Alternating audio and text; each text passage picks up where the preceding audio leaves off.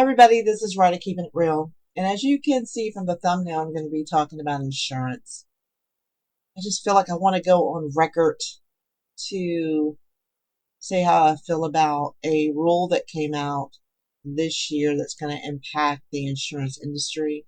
Every year, CMS, maybe it's not every year, but most years, they put out like a new compliance that Medicare insurance agencies, and FMOs are impacted by. And this year, the rule that they put out is paradigm shifting for the industry. And I don't think it's a bad thing. Um, and the reason why I'm making the video is because I started reading this lawsuit. It's a lawsuit from AmeriLife, which is what's called an FMO, and they're suing CMS, the Centers for Medicare and Medicaid Services. They're suing the administrator. They're suing the Secretary of Health and Human Services because they want to get a judge to stop this ruling that's kind of vague on whether or not insurance companies can pay FMOs. What am I talking about? So you don't know this when you first start out, but when you go, you take your test, you get your license to be a health and life insurance agent. Basically, after you do that, everything stops until you figure out what you're going to do next. What do I mean by that? So you have to figure out, what do you want to sell? There's a whole lot of different products you can sell, right? So if you, let's say you focus in on, which I did, I focused in on health and Medicare. And when you do that, you just can't go to one of these insurance companies and say, hey, I want to sell your products. That's not how it works. It is, you have to find something called FMO, Field Marketing Organization, that they have a contract with the different insurance companies. The insurance companies then contract with that FMO, and then these independent agents contract with the FMO, with the insurance company through the FMO. So you're not going direct to the insurance companies, you're going through this field marketing organization to the insurance companies. Why are they doing that? Think about it. Because I could be an insurance agent for one insurance company, ABC Insurance Company, and that's all I could sell is ABC Insurance Company. But maybe that's not the best product for the client that I'm in front of. Maybe XYZ Insurance Company is. So as an independent agent, I can contract with all those insurance companies through this field marketing organization. And this field marketing organization needs to get paid somehow. They don't get paid by me. They get paid by the insurance company. And I get paid directly by the insurance company. And the insurance company gets paid by the federal government. See how this works? Okay. So what has happened in this ruling that came out is CMS put a cap on how much insurance agents could make. They've always done that. But what's different is it's kind of a gray area whether that cap includes what insurance companies pay FMOs. So if it does, then that's the problem, because that means these FMOs would be out of business. So this lawsuit is trying to clarify that, for one. It's trying to stop it from happening, that portion of it, and clarify it does not include a cap on what insurance companies can pay FMOs. Why is that significant? Because if that's the case, the FMOs are done. They're gone. They're not needed, right? And I'm certain, I've said it too many tables to know this is, to know for sure that this is probably happening. Where the insurance companies are like, why are we paying FMOs? Why don't we just go back the way it probably was done before we had this structure in place? And why don't we just kind of beef up our contracting departments for our insurance company, let the agents come direct to us, because we're training the agents anyways. As an agent, every summer time frame, You have all these carriers that want you to come to their meetings and get their training and learn about their products, and they want you to sell their product. They're already doing the trade. The only thing they're not doing is they're not doing the contracting direct with the agent. Make it happen, right? And then the other thing is, okay, the thing that the lawsuit says and the FMOs were arguing was that, well, we provide the insurance agents with a lot of, technology and tools, and they do.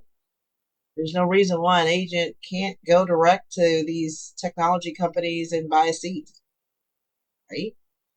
And I'm looking at this lawsuit thinking, even if they find a judge to make it stop, that doesn't mean the insurance companies are going to cut what they're paying these FMOs. And that doesn't mean that the FMOs are going to have to find another way to make money. So in addition to that, now that's not bad. I mean, that portion of the agent going direct to the FMO, that's not the bad piece. That's actually a service that's needed. The piece that doesn't make sense and never made sense to me was me. I'm an agent, and I tell somebody else, this is great business. You should do this. Go get your license, and I'm going to bring you in under me to my FMO. So come on, let me show you what to do. I'm going to show you the ropes. So I show you the ropes. Yeah, it might take me a couple months to show you the ropes. I show you the ropes, and then I get paid off of your production. A little bit. Unless I have a lot of people under me, then I get paid a lot for your production. Right? Because I brought you in. I recruited you in. So that's what some people are living off of. They're living off of other people's work. Truly. I mean, I always kind of looked at that like, yeah, that's not right. That's just not right.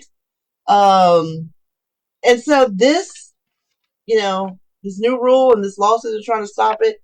It is paradigm shifting, and it may be leveling the field. It's leveling the playing field because you have some people that have been in this business and they're here, and they have all these people under them and they're getting paid, right? So if you come in, you're never going to be here because you're always going to be under somebody, right?